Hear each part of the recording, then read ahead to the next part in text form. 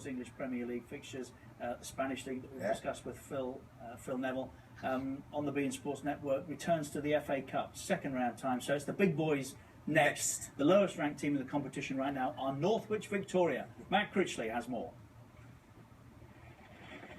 In essence, all the magic of the FA Cup ingredients are there. A club from the 8th tier of English football looking for a giant killing, a place in the third round up for grabs.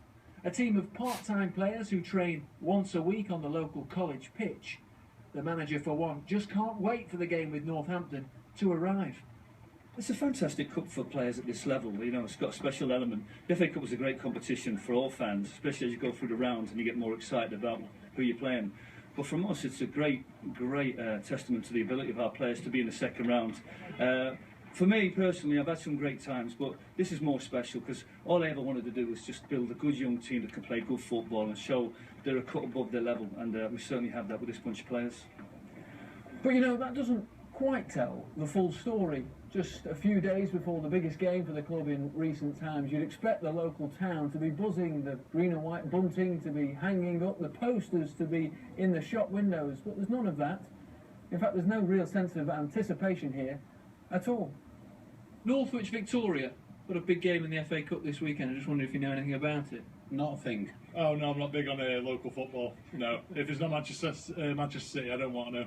Northwich Victoria, they've got a big game in the FA Cup this weekend. I'm just wondering if you knew much about it. Not very much, no. It's a big game in the FA Cup. Do you know much about it? No. Do you know they're playing? No idea. Not Darlington, is it? No, it's Northampton, but the reason for that apathy?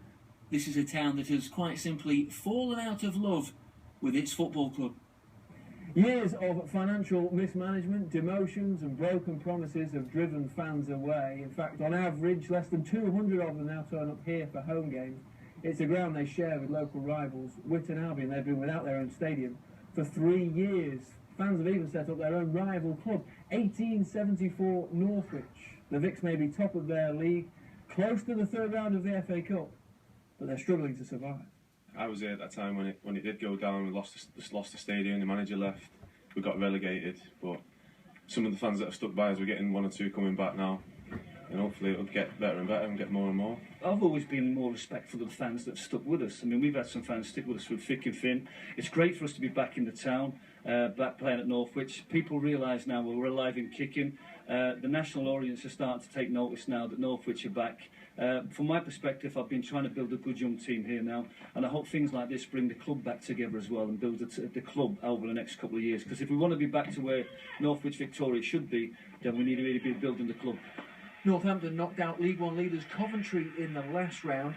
Northwich could hardly have a more difficult draw, but if they can produce a shock, then the bright lights and the big boys of round 3 lie in wait.